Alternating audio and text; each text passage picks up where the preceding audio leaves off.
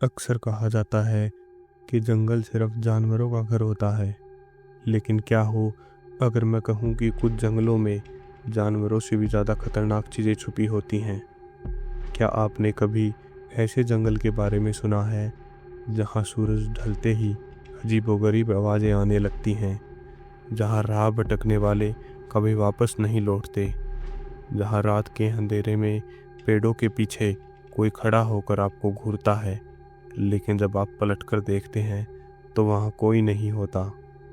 आज की कहानी एक ऐसे ही जंगल की है जहाँ जो गया वो दोबारा कभी वापस नहीं आया।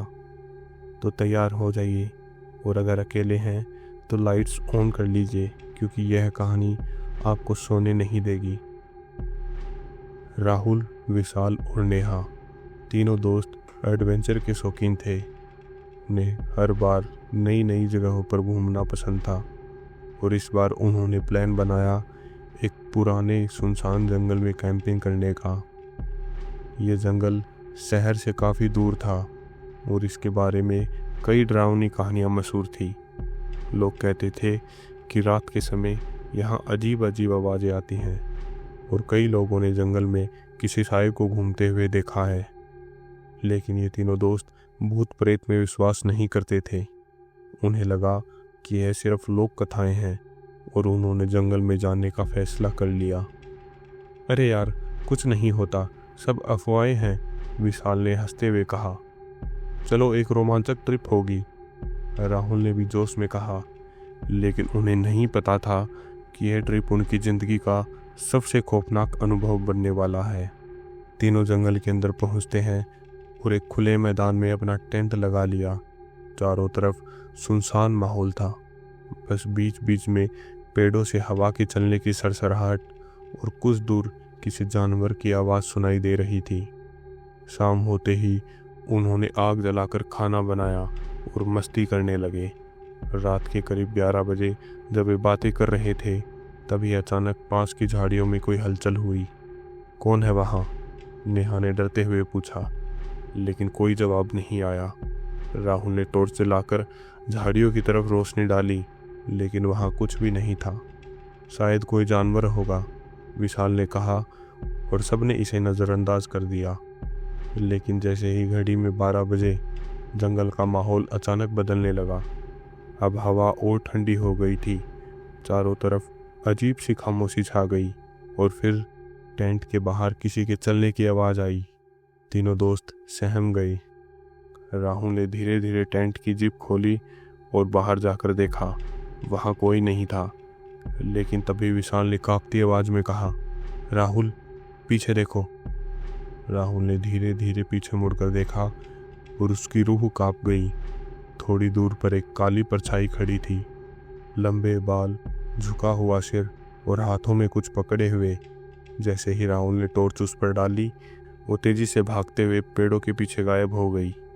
अब तीनों के होश उड़ चुके थे। भाई, हमें यहाँ से निकलना चाहिए, नेहा ने घबराते हुए कहा। लेकिन अब बहुत देर हो चुकी थी। तीनों ने तुरंत अपना सामान पैक किया और जंगल से बाहर निकलने के लिए दौड़ पड़े। लेकिन रास्ता अब पहले जैसा नहीं लग रहा था। जो रास्ता उन्होंने दिन में देखा था, अब वो गायब हो चुका था। ये कैसे हो सकता है? विशाल ने पसीना पोंछते हुए कहा। तभी चारों तरफ से वही चलने की आवाज़ फिर से आने लगी। अब ऐसा लग रहा था जैसे चारों तरफ से कोई उन्हें घेर रहा हो। राहुल ने हिम्मत करके पेड़ों के पीछे झांका, और फिर उसने जो देखा, उसने उसकी आंखें रोक ली। वो परछाई अब और करीब थी। अब उसका चेहरा साफ दिख रहा था, बिल्कुल सफ़ेद चेहरा, गहरी काली आंखें और मुंह से टपकता खून। तीनों की हालत खराब हो चुकी थी। भागो, नेहा ने चिल्लाते हुए कहा, और वे तीनों जान बचाने के लिए दौड़ पड़े। जैसे तैसे भागते हुए उन्हें एक पुराना टूटा फूटा मंदिर दिखा। वे बिना कुछ सोचे समझे मंदिर में घुस गए और दरवाज़ा अंदर से बंद कर लिया।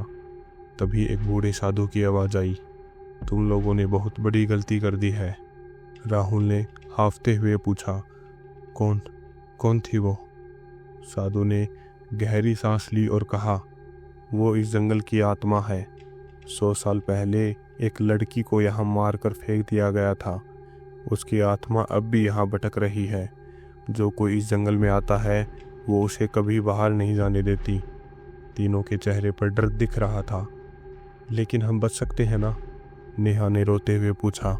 साधु ने धीरे धीरे से कहा, बचने का केवल एक तरीका है, सूरज उगने तक मंदिर से बाहर मत निकलना। तीनों ने पूरी रात मंदिर में बिताई। बाहर से बार बार तेज चीखें और थपथपाहट की आवाज़ आ रही थी, लेकिन उन्होंने दरवाज़ा नहीं खोला।